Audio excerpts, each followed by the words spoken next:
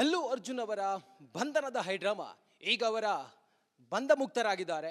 ಕನ್ನಡದ first channel Allu Arjun ಅವರ ಬಂಧನಕ್ಕೆ ಗ್ರೌಂಡ್ ರಿಪೋರ್ಟ್ ಹೈದರಾಬಾದ್ನಲ್ಲಿದ್ದು ಸಂಪೂರ್ಣವಾದಂಥ ವಿವರವನ್ನು ಜನರ ಮುಂದೆ ತೆರೆದಿಡ್ತಾ ಇದೆ. ಅಲ್ಲು ಅರ್ಜುನ್ ಅವರನ್ನ ಭೇಟಿ ಮಾಡೋದಕ್ಕೆ ಅವರ ಕುಟುಂಬದವರು, ಅವರ ಸ್ನೇಹಿತರು ಸೇರಿದಂತೆ ಅವರ ಅಭಿಮಾನಿಗಳು, ಫ್ಯಾನ್ಸ್ ಎಲ್ಲರೂ ಕೂಡ ಬಂದು ಅವರ ಭೇಟಿಯಾಗಿ ಹೋಗ್ತಾ ಇದ್ದಾರೆ. ಅದರ ನಡುವೆ ಕನ್ನಡದ ಮಾನ್ಯ ಲಹರಿ ವೇಲು ಅವರು ಅಲ್ಲು ಅರ್ಜುನ್ ಅವ್ರನ್ನ ಭೇಟಿ ಮಾಡಿ ಅವ್ರನ್ನ ಮಾತಾಡಿಸಿ ಈಗ ನಮ್ಮ ಜೊತೆಲಿದ್ದಾರೆ. ಅವ್ರನ್ನ ಮಾತಾಡ್ಸೋಣ. ಸರ್ ಹೇಳಿ, ಅಲ್ಲು ಅರ್ಜುನ್ ಅವ್ರನ್ನ ತಾವು ಭೇಟಿ ಮಾಡಿದ್ರಿ, ಏನಂದ್ರು ತಮ್ಮ ಬಳಿಯಲ್ಲಿ? ಸರ್, ಅಲ್ಲು ಅರ್ಜುನ್ ಭಾಳ ಸಣ್ಣ ವಯಸ್ಸಿಂದ ನೋಡಿದ್ದೀವಿ ನಾವು. ಇಡೀ ಫ್ಯಾಮಿಲಿ ನಮ್ಮ ಕುಟುಂಬಕ್ಕೆ ಭಾಳ ಹತ್ರ. ಮನೋರಂಜನ್ಗೆ ಭಾಳ ಕ್ಲೋಸ್ ಫ್ರೆಂಡು ಅಲ್ಲು ಅರವಿಂದ್ ಸಾಹೇಬ್ರು 40 ವರ್ಷಗಳಿಂದ. ಸೊ ನಿನ್ನೆ ಈ ಇನ್ಸಿಡೆಂಟ್ ಆದಾಗ ನಮಗೂ ಒಂದು ಸ್ವಲ್ಪ ಒಂಥರ ಗಾಬರಿ ಆಯಿತು, ಏನಪ್ಪ ಇದು. ಆಮೇಲೆ ಕಲಾವಿದರಿಗೆ ಹಿಂಗೆಲ್ಲ ಆಗ್ತಾಯಿದೆ ಅಂತ ಅಂದ್ಬಿಟ್ಟು. ಕಲಾವಿದರು ಅಂದರೆ ನಮ್ಮ ಪ್ರಾಣ ಸರ್. ಅದ್ರ ಜೊತೆಗೆ ಇವ್ರು ನಮ್ಮ ಭಾಳ ಹತ್ರ ಕೂಡ.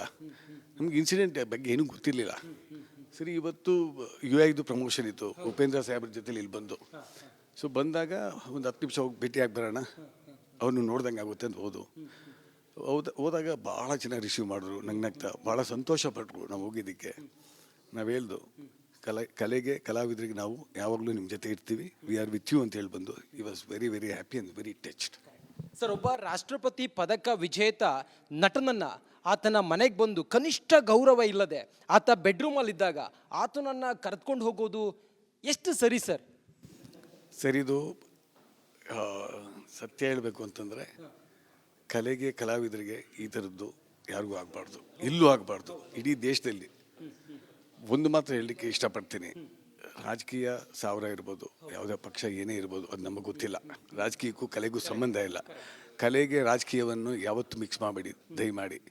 ಕಲಾವಿದರನ್ನ ಕಲೆಯನ್ನು ಹಾಗೇ ಬಿಡಿ. ಈ ನದಿಯಲ್ಲಿ ನೀರದಂಗೆ ಹರಿತಾ ಇರುತ್ತದು, ಅದು ಬಿಟ್ಬಿಟ್ಟು ಹರಿಯೋ ನೀರಿಗೆ ಕಲ್ಲಾಕೋಕೆ ಹೋಗ್ಬೇಡಿ ಯಾರೂ. ಅಷ್ಟು ಮಾತ್ರ ಕೇಳಲಿಕ್ಕೆ ಇಷ್ಟಪಡ್ತೀನಿ. ಸಹಜವಾಗಿ ತಾವು ಕೂಡ ಪ್ರೀಮಿಯರ್ ಶೋಗಳಿಗೆ ಹೋಗೋದು ಸಹಜ. ಅದು ಇಂಥ ಸಮಯದಲ್ಲಿ ದುರಂತ ಆಯಿತು ಅಂಥೇಳಿ ಆ ನಾಯಕ ನಟನನ್ನು ಹೊಣೆ ಮಾಡೋದು ಎಷ್ಟು ಸರಿ ಅನಿಸುತ್ತೆ ಸರ್ ತಮಗೆ? ನೋಡಿ, ಕೆಲವು ಸಂದರ್ಭಗಳಲ್ಲಿ ಯಾರ ಕೈಲೂ ಇರೋದಿಲ್ಲ. ಯಾಕಂದರೆ ಒಂದು ನಾಯಕ ನಟನ ನೋಡಬೇಕು ಅಂತಂದಾಗ 1000 ಜನ ಬರ್ತಾರೆ ಫ್ಯಾನ್ಸ್ ಅಂದ್ಬಿಟ್ಟು. ಇನ್ಫ್ಯಾಕ್ಟ್ ರಾಜಕೀಯದಲ್ಲೂ ಕೂಡ ಸಾಕಷ್ಟು ಜನ ಸಭೆ ಸಮಾರಂಭಗಳಾದಾಗ ಲಕ್ಷಾಂತರ ಜನ ಬರ್ತಾರೆ.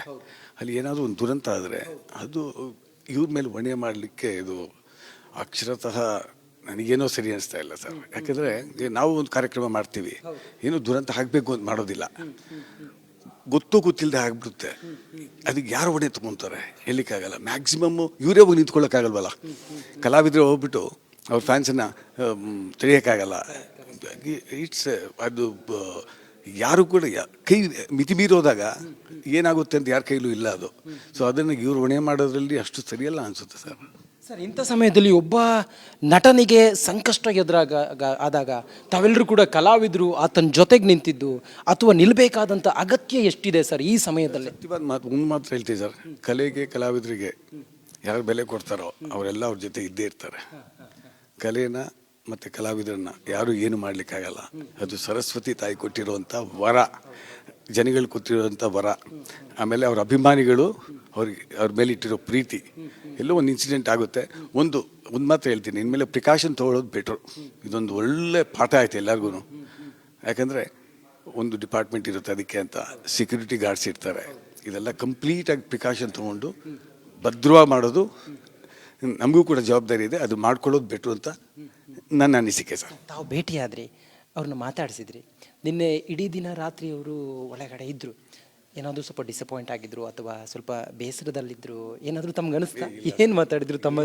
ಏನಿಲ್ಲ ಸರ್, ನಗ್ತಾ ಇಷ್ಟು ವರ್ಷದಿಂದ ನಾವು ಹೆಂಗೆ ನೋಡ್ತಾ ಇದ್ವೋ ಹಂಗೆ ಇದ್ರು.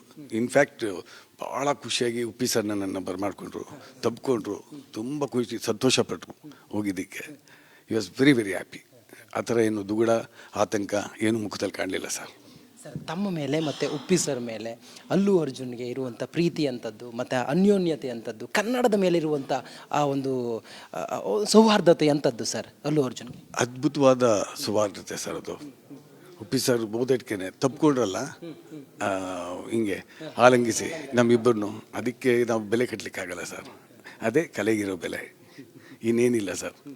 ಈ ಥರ ದುರಂತಗಳು ಆಗಬಾರ್ದು, ಭಗವಂತನಲ್ಲಿ ನಾನು ಪ್ರಾರ್ಥನೆ ಮಾಡ್ತೀನಿ ಸರ್. ಈಗ ತಮ್ಮ ಸಿನಿಮಾ UI ಹೇಗಿದೆ ಸರ್ ಅಬ್ಬರ ತಯಾರಿಗೆ ಯಾವ ರೀತಿಯಾಗಿ ತಯಾರಿಗಳನ್ನು ಮಾಡ್ಕೊಳ್ತಿದ್ದೀರಿ ಅಂತ ಹೇಗೆ ಅಂತ? ಸರ್, ಇಡೀ ಕರ್ನಾಟಕದ ಜನತೆ ನಮ್ಮನ್ನು ಲಹರಿ ಸಂಸ್ಥೆಯನ್ನು 48 ವರ್ಷಗಳಿಂದ ಎತ್ತಿ ಹಿಡಿದಿದ್ದಾರೆ ಸಂಗೀತ ಕ್ಷೇತ್ರದಲ್ಲಿ.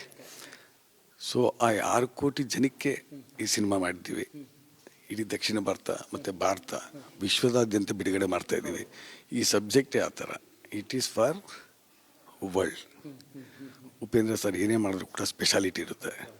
UI ಅಂದರೆ ಇಂಡಸ್ಟ್ರಿಗೆ ಯೂನಿಕ್, ಅವರು ಯೂನಿಕ್ ಇನ್ ದಿ ಇಂಡಸ್ಟ್ರಿ. ಅವ್ರಿಗೊಂದು ನಿನ್ನೆ ಯಾವತ್ತೂ ಪತ್ರಿಕಾ ಮಿತ್ರಿಗೆ ಹೇಳ್ತಾ ಇದ್ದೆ, ಅವರು CK ಅಂದೆ. CK ಅಂದರೆ ಕೆಲ್ವಿನ್ ಕ್ಲೀನಾ ಟಿ ಶರ್ಟು ಅಂತ? ಇಲ್ಲ ಸರ್, ಕಂಟೆಂಟ್ ಕಿಂಗ್ ಅವರು. ಆ್ಯಂಡ್ 24/7 ಹೆಂಗೆ ಕೆಲಸ ಮಾಡ್ತಾರೆ ಅಂದರೆ ನಿದ್ದೆ ಇಲ್ಲದೆ 2 ವರ್ಷ ಕೆಲಸ ಮಾಡಿದ್ದಾರೆ ಸರ್ ಈ ಸಿನಿಮಾಗೆ. ಒಂದು ಅದ್ಭುತವಾದ ಸಿನಿಮಾ ಕೊಡಬೇಕು ಅಂತ. Hats off to our director, ನಾಯಕ ನಟರು ಎಲ್ಲ, ಕ್ಯಾಪ್ಟನ್ ಆಫ್ ದ ಶಿಪ್ UIಗೆ ಎಲ್ಲರನ್ನೂ ಕೂಡ ಕಾಂಪಿಟೇಷನ್ ಬಿಟ್ವೀನ್ ದ ಕ್ವಾಲಿಟಿ. ಆ ಇಡೀ ಟೀಮಲ್ಲೇ ಕಾಂಪಿಟೇಷನ್ ಆಗ್ತಾಯಿತ್ತು ಒಳ್ಳೆ ಕ್ವಾಲಿಟಿ ಕೊಡಲಿಕ್ಕೆ. ಆ ಕ್ವಾಲಿಟಿಯನ್ನು ಕೊಟ್ಟಿದ್ದಾರೆ. 20ನೇ ತಾರೀಕು ಬಿಡುಗಡೆ ಮಾಡ್ತಾ ಇದ್ದೀವಿ. ಎಲ್ಲರ ಆಶೀರ್ವಾದನೂ ಈ ಸಿನಿಮಾ ಮೇಲೆ ಇರಬೇಕು ಅಂತ ಕೇಳ್ತೀನಿ ಸರ್.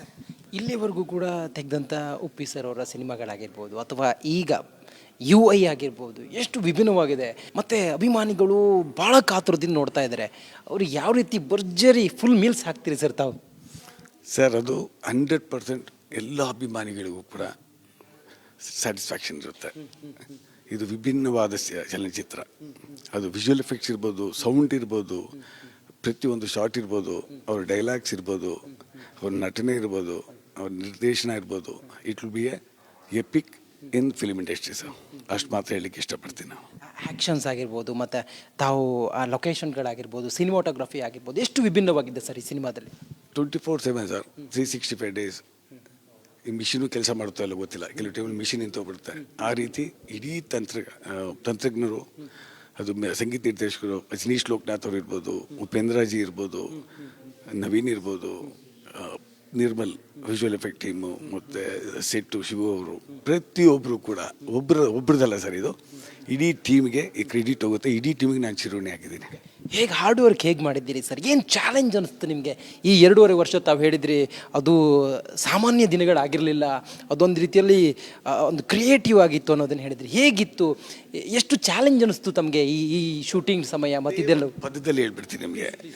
ಒಂದು ತಾಯಿ ಒಂದು ಮಗುವನ್ನು 9 ತಿಂಗಳು ಹೊಟ್ಟೆಲಿ ಇಟ್ಕೊಂಡು ಎಷ್ಟು ಭದ್ರವಾಗಿ ಕಾಪಾಡಿ ಕಡೆಗೆ ಡೆಲಿವರಿ ಆದಾಗ ಅಪ್ಪ ಗಂಡು ಹೆಣ್ಣು ನನ್ನ ಮಗು ಅಂತ ಎತ್ತಾಡ್ಸೋದು ನೋಡಿ. ಅದು ಆ ನೋವಿರ್ತು ನೋಡಿ. ಲಾಸ್ಟು 9 ಮಂತ್ಸ್ ಆದಮೇಲೆ ಆ ಹೆರಿಗೆ ನೋವು ಅಂತೇನು ಹೇಳ್ತಾರಲ್ಲ, ಬಂದಮೇಲೆ ಅಪ್ಪ ನನ್ನ ಮಗ ನನ್ನ ಮಗಳು ಅಂತಿರಲ್ಲ, ಆ ಥರ ಪರಿಸ್ಥಿತಿಗೆ ಬಂದಿದ್ದೀವಿ ಸರ್ ನಾವು. ಅಷ್ಟೇ ಕಷ್ಟ ಇತ್ತು, ಅಷ್ಟೇ ಸುಖನೂ ಇದೆ ಇವಾಗ ಕಂಪ್ಲೀಟ್ ಆದಮೇಲೆ. ಗ್ರೇಟ್ ಸಕ್ಸಸ್ ಹೇಗಿರುತ್ತೆ ಅಂತ ತಮ್ಮ ಒಂದು ಅಪೇಕ್ಷೆ ಇದೆ ಅಥವಾ ತಮ್ಮ ಒಂದು ವಿಚಾರ ಎದುರು ನೋಡ್ತಿದ್ದೀರಿ ಸರ್? ನಾನು ನೋಡಿ ಸರ್, ಇದುವರೆಗೂ 9 ಸೀನ್ ನೋಡಿದ್ದೀನಿ, ಫುಲ್ ಸಿನಿಮಾ ನೋಡಿಲ್ಲ. ನನಗೆ ಗೊತ್ತಿದೆ ಅವ್ರೇನು ಕೆಲಸ ಮಾಡಿದ್ದಾರೆ ಅಂತ.